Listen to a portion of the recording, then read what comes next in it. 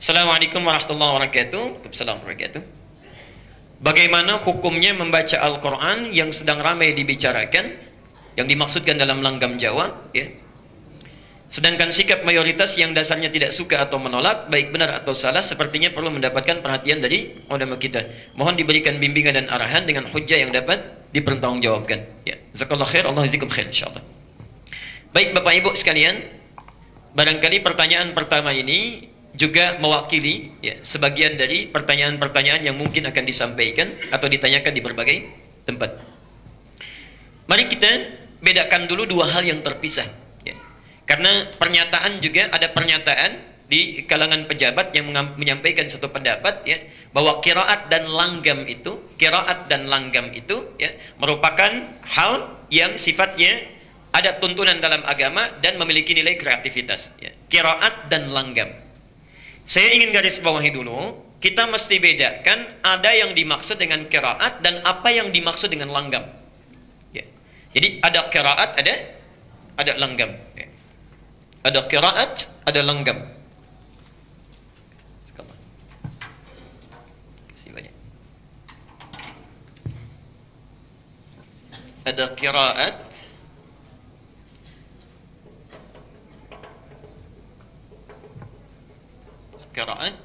ada naghmah dalam bahasa Arab itu ya, langgam, naghmah. Atau nagham dalam bahasa orang kita, nagham atau naghmah, lagu. Irama.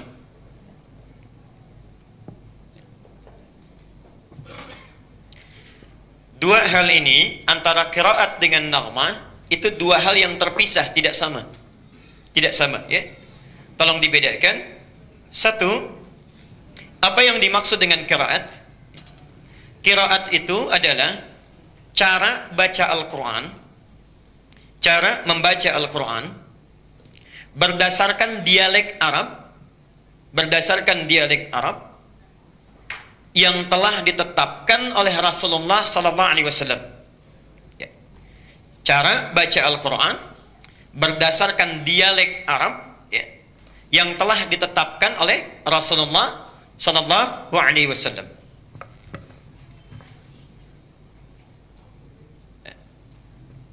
Teruskan sebentar. Bapak Ibu sekalian, saya ingin berikan pengantar sebentar.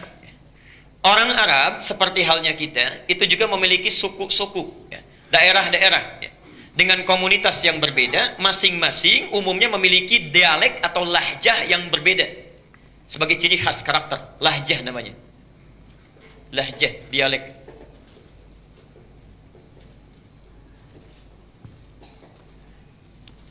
Misal, ya, tidak hanya satu lahjah, tidak hanya satu dialek. Ya. Misal saya berikan contoh. Sampai sekarang kalau kita main ke wilayah Palestina, kemudian Lebanon, ya, sebagian Syria, atau sampai ke Mosul di Irak, ya, atau sebagian Afrika, itu ada suku Arab yang tidak bisa mengucapkan a, bisanya e. Ya. Kaifa haluk, kaifa halik. Madrasah, madrasah. Ada ya. Dari zaman Nabi bahkan zaman jahiliyah ada yang begitu. Tidak bisa mengucapkan a, bisanya e. Jadi kalau disebutkan a, e saja, ya. Ini satu saya. Ada yang tidak bisa hum, bisanya him, ya. Atau him mereka sebut hum. Ya. Bahkan ada yang nggak bisa him, bisanya himu. Ada itu ya.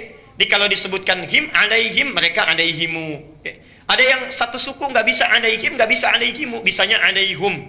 Jadi kalau bilang alaihim pasti alaihum. Ya. Bisa. Ada yang tidak bisa menyebutkan sin, bisanya sod. Ya. Jadi kalau misalnya, maaf, disebutkan sin, sirat, mereka baca dengan sod, sirat. Ya. Bahkan ada yang tidak bisa sin, tidak bisa sod, bisanya pakai zai. Ya. Dia baca dengan zai, zirat. Ya. Masya Allah. Jadi macam-macam sukunya. Nah, dari sekian banyak dialek ini, secara umum, dialek orang Arab itu terbagi pada 7 dialek. Secara umum. Dipetakan ini, dihimpun ini sejak masa Nabi, karena itulah kemudian Quran diturunkan dengan 7 dialek ini. 7 cara baca, ya. 7 cara baca. Karena itu kita kenal sampai sekarang istilah qiraah sab'ah. Ya. 7 cara baca Quran, qiraah sab'ah. Ada 7 rawinya, ya. 7 pembaca Qur'annya, kemudian setiap rawi memiliki 2 qari, ya, 2 orang pembacanya. Nah, jangan dikira baca Quran itu satu model, tidak. Ya. Cara baca Quran itu nanti ada 7 berdasarkan 7 dialeknya, cara bacanya. Ya. Misal, kita baca wadduha pakai A. Wadduha wal laili idza saja ma wadda'aka rabbuka wa ma qala. Ya. Itu qiraat Hafs. Yang baca Hafs dari Asim. Satu jenis model qiraat. Ya.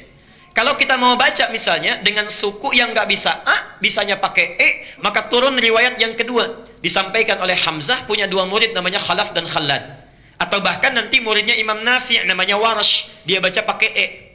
Wadduhi wal laili idza saja ma wadda'aka rabbuka wa ma qala walal akhiratu khairul laka minal ula. Ibu tertawa. Tapi kalau kita bacakan dengan A pada yang komunitas lisannya dengan E, mereka tertawa. Saya pernah bacakan itu, ya, begitu datang mushaf dari Indonesia, kami mengajar saat di Tripoli, ya, saat mengajarkan wadduha itu cekikikan tertawa. Kok begitu ya katanya bacanya? Karena mereka nggak biasa, ya, masya Allah. Nah, ayat yang dibaca tetap sama, ya rahmatullah. Ya. Ayat yang dibaca tetap sama, maknanya sama, cuma cara bacanya beda. Contoh, maafkan saya, contoh saja, tidak bermaksud membedakan, tapi untuk menampilkan keunikan. Ada orang Medan di sini. Nah, sepeda, dibilang apa biasanya? Sepeda. Ya. Antara sepeda dengan sepeda, bendanya sama nggak? Sama, cuma lisan cara bacanya mungkin yang berbeda satu sama lain. Ya, pengaruh lingkungan, ya, pengaruh tipologi geografisnya dan sebagainya. Ada di antara mereka, tadi saya sampaikan, nggak bisa baca sin. Bilang sin nggak bisa, bisanya pakai sod, ya. Karena itu baca ihdinas siratal mustaqim itu bahkan ada 3 cara.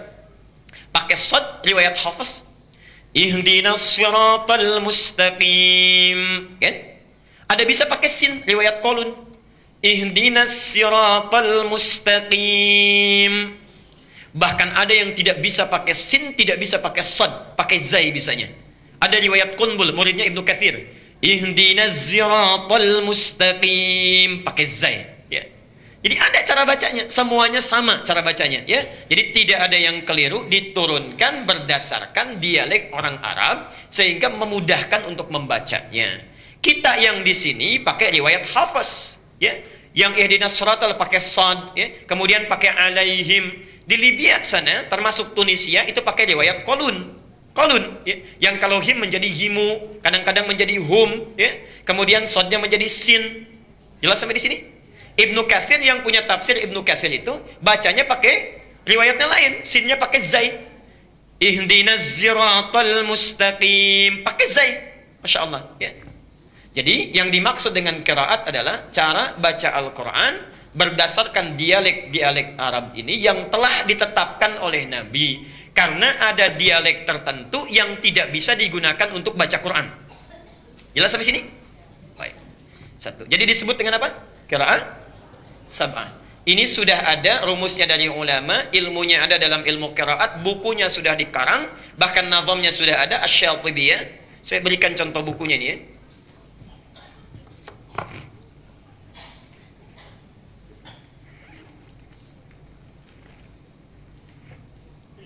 Ini, ya. Ini contoh bukunya. Yang qiraat sab'ah dari Al-Fatihah sampai dengan An-Nas, ya. Bagaimana cara bacanya? Nanti ada yang sama, ada yang beda cara bacanya. Misal Bismillah sampai Ar-Rahmanir-Rahim itu sama. Maliki Yaumiddin bisa dibaca dengan 2 cara. Panjang Maliki yang kita baca, bisa pendek riwayat Qalun Maliki Yaumiddin. Boleh, ya. Ilmunya di sini. Kalau yang nggak bisa bahasa Arab, ada bahasa Indonesianya. Sudah diterjemahkan Nazam Syatibiyah karangan Muhsin Ali, itu 2 jilid pengajar di PT IKI, warnanya hijau. Jilid pertama ada 378 halaman, jilid kedua 314 halaman, 2 jilid warna hijau, ya. Jadi kalau mau belajar ilmu qiraat silakan. Ini yang dasar. Kalau nanti sudah mahir ini tambah 3 yang masyhur. Yang 7 ini boleh dipakai dalam sholat, ya, boleh, ya. Tapi dipakai sesuai dengan keumuman lahjahnya. Kalau di Indonesia umumnya pakai Hafs, maka jangan coba-coba pakai yang lain. Bisa rame nanti. Ya, bisa rame. Saya ngimamin misalnya, kemudian pakai riwayat Warsh. Wadduha wal-laili idza saja ma wadda'aka rabbuka wa ma qala. Ini kayaknya orang Betawi nih ustaznya nih. Betawi aja nggak gitu-gitu banget ya. Jamaah bisa bubar. Ya. Maka sesuaikan dengan lahja yang terbiasa. Tapi mesti kita paham ini 7 bacaan dibaca dalam sholat. Ada lagi 3 riwayat yang kedua. Yang ini 7 disebut mutawatir, disepakati oleh ulama, boleh dibaca dan dipraktikkan dalam sholat. Yang 3 disebut dengan masyhur. Masyhur itu jumlahnya banyak yang meriwayatkan tapi tidak sampai ke mutawatir. Boleh dibaca dalam bacaan Quran tapi tidak boleh dibaca dalam sholat. Tambah yang 4 lagi namanya qiraah syadzah. Syadzah itu qiraah tafsir. Bacaan tafsir. Nggak boleh dibaca dalam sholat, tidak boleh dibaca dalam Al-Quran, tapi boleh dimaknai dalam tafsir. Jadi jumlah keseluruhan itu ada 14 qiraat. 7 yang disepakati dibaca dalam sholat, 3 hanya baca Quran saja nggak dibaca dalam sholat, dan yang 4 itu qiraah tafsir. Jelas sampai sini? Itulah qiraat. Nah, dalam rangka membaca Quran, baik menggunakan 7 qiraat memilih salah satunya, semua diikat oleh satu hukum Al-Quran, warattilil Qur'ana tartila, mesti dibaca dengan tartil. Mau pakai riwayatnya Hafiz, mau pakai riwayatnya Warsh, Qalun atau Al-Bazzi atau yang lain sebagainya, semua bacaan itu mesti tartil. Tartil sesuai hukum bacaan. Jadi madnya nggak boleh beda. Ada mad arid disukun, bisa 2, bisa 4, bisa 6, ya. Ada makhrajnya, ada sifatnya. Kalau mau baca lewat riwayat apapun, setiap yang baca mesti tartil. Dari tartil inilah muncul ilmu. Saya agak cepat. Bagaimana supaya bacaan Qur'annya benar? Kata Qur'an mesti tartil. Ya. Supaya tartil muncul ilmu, namanya tajwid. Ya. Namanya apa? Tajwid. Ya. Jadi belajar Quran supaya tartil ini mesti belajar tajwid. Di tajwid itu dijelaskan sifatnya, dari mulai hukumnya, dari mulai hurufnya, makhrajnya, sifatnya dan sebagainya. Ya, kita belajar di sana. Jadi kalau Bapak Ibu mau baca Quran mesti belajar apa dulu? Tajwid dulu. Ya. Bismillah. Saya teruskan. Nah, orang yang belajar ilmu tajwid, baca Qurannya benar. Pasti dari setiap bacaannya itu akan melahirkan irama-irama yang khusus. Nggak mungkin nggak berirama, pasti ada iramanya. Pasti ada iramanya. Ya. Saya beri contoh misalnya ya. Kita Al-Fatihah saja, Al-Fatihah yang ringan. Baik yang pakai bismillah dijaharkan atau disirkan. Bismillahirrahmanirrahim. Alhamdulillahi rabbil alamin. Ya. Baik, pasti ada iramanya. Panjangnya, pendeknya, mad tabi'i cuma 2 harakat, ya. Panjangnya sekian, iramanya sekian. Mad arid disukun pilih bisa 2, bisa 4, bisa 6. Kalau 2 itu pendek namanya qiraah hadr, yang cepat sesuai tajwid. Kalau menengah itu bisa 4 harakat. Kalau panjang tiwal sampai 6 harakat boleh. Alhamdulillahi rabbil alamin. 6 harakat. Ar-Rahmanir-Rahim. Misal, ya. Boleh, pasti ada irama. Setiap yang baca Quran sesuai dengan tajwid akan melahirkan irama yang bermacam-macam sesuai dengan hukumnya. Yang paling luar biasa, perhatikan sini. Irama yang muncul saat baca qiraat ini, subhanallah, adalah irama yang sangat khusus yang memiliki karakter sesuai dengan pembacanya dan sesuai dengan latar belakangnya. Ini yang paling luar biasa. Jadi Anda akan menemukan satu-satunya bacaan yang dibaca dengan irama yang khusus, walaupun satu daerah, itu cuma Quran. Cuma Quran. Contoh, orang Jawa dengan orang Palembang dengan orang Sunda, lain kan kalau baca Quran? Baca Qurannya akan lain. Gak usah pakai lagu, akan muncul lagu dengan sendirinya. Kalau panjang pendeknya betul akan keluar. Orang tua dulu dengan yang sekarang itu akan lain. Orang Cina baca Quran dengan orang Jepang akan lain. Akan lain nadanya, tapi tajwidnya semua sama. Jangankan mereka, sama-sama orang Arab saja, lagunya bisa beda. Iramanya bisa lain. Alhamdulillahi rabbil alamin. Misal. Alhamdulillahi rabbil alamin. Sudah lain lagi. Antara Syekh Sudais dengan Mishair Rasid sudah lain. Al-Ghamidi lain lagi. Ya, Masya Allah. Itu semua orang Arab semuanya. Dan tidak ada masalah. Tidak ada masalah. Nah, yang demikian itu disebut dengan nagmah yang muncul lewat bacaan qiraat sesuai tajwid. Jadi bacaan tajwid yang baik saat membaca Quran akan melahirkan nagmah tersendiri. Jelas sampai sini? Baik. Satu, kaidah pertama.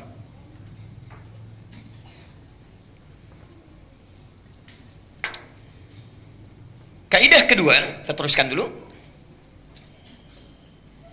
Bapak Ibu sekalian, kalau kita sudah mengerti dasarnya, bahwa membaca Quran itu tidak ada lagu yang khusus, yang penting sesuai tajwid. Kalau baca sesuai tajwid akan melahirkan irama yang menunjukkan ciri khas pembacanya. Ya.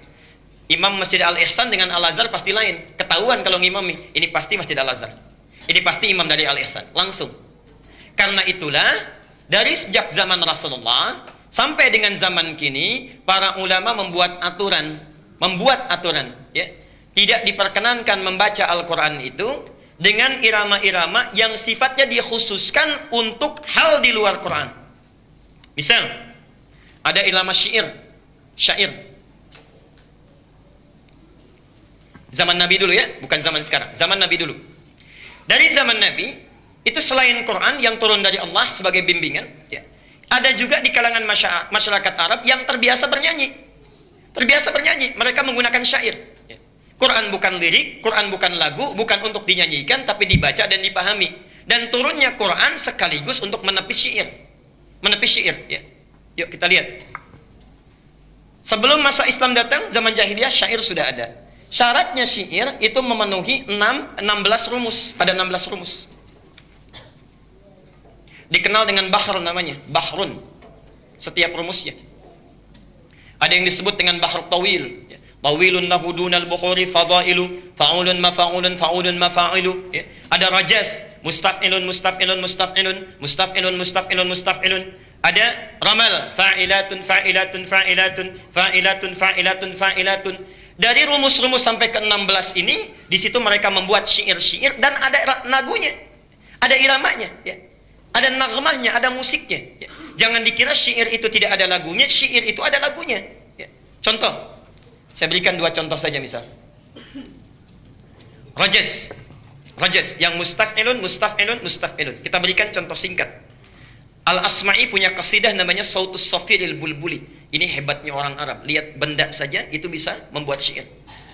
Sautus Safiril Bulbuli hayyaja qalbi thamiri al-ma'u waz-zarhu ma'a zahri lahzul muqali fa anta ya sayyidi wa sayyidi wa maulali fakam tayammuni ghuzayyilun uqayqali qataftuhu min wajnatin min fi'li hadha ar-rajuli faqala la faqad ghada muharwili wa wal walad wali ya waylali faqultu la tuwalwili fabayyinu lu'ali qalat lahu hina kadha in harwadid dhul muqali kahatan kakailali tabuli. Nah, itu ya enggak apa-apa, silakan.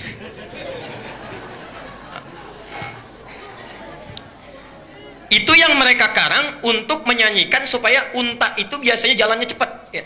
Jadi kalau ingin unta kan kadang-kadang jalannya malas, ya, lambat. Nah supaya unta jalannya cepat, dinyanyikan syair tadi pakai rojas itu.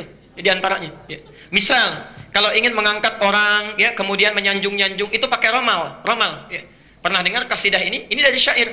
Tala'al badru alaina min thaniyatil wada'. Pernah dengar itu? Oke, pernah dengar? Baik. Kan ada ya lagunya ya? Itu dari syair asalnya.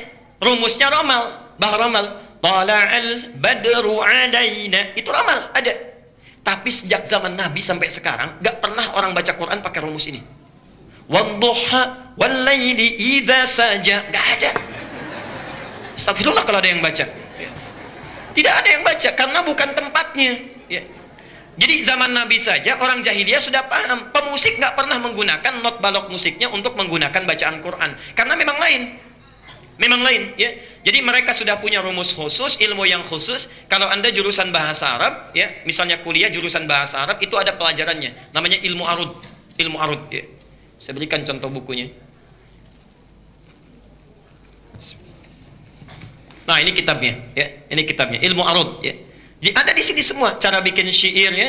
Yang Anda belajar bahasa Arab di pesantren-pesantren alfiyah itu kan dari sini rumusnya. Ya.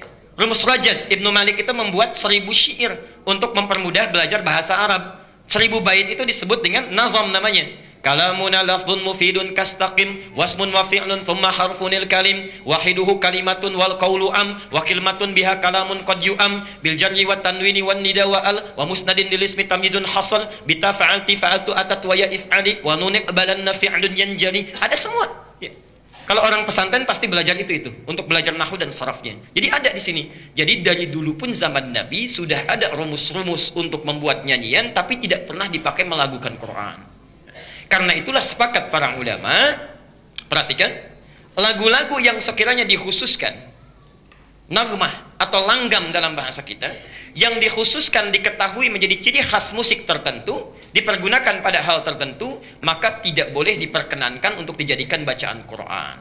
Karena itulah di awal abad ke-20, para ulama ahli qiraat berkumpul memilih jenis-jenis nagmah untuk dipelajari yang tidak pernah digunakan pada musik.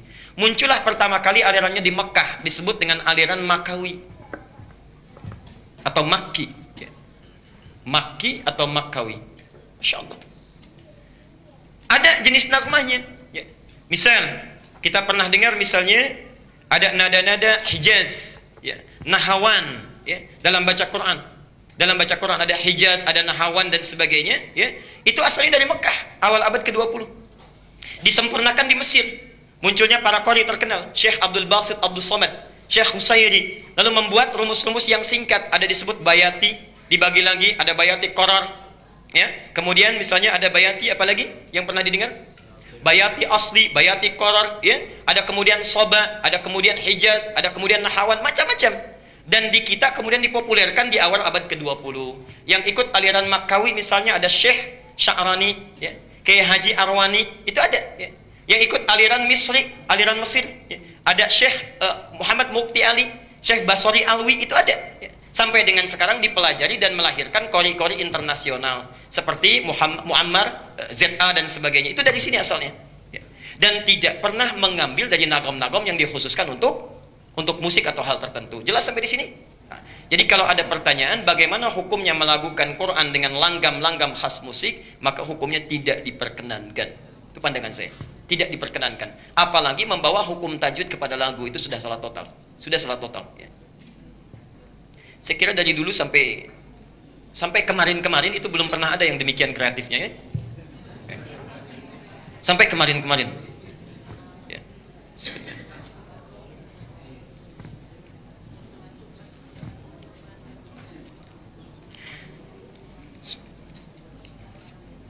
Jadi dari sini kesimpulannya tidak perlu lagi membacakan Quran dengan nada-nada tertentu, cukup kita baca sesuai tajwid akan melahirkan nada tersendiri. Jelas sampai sini?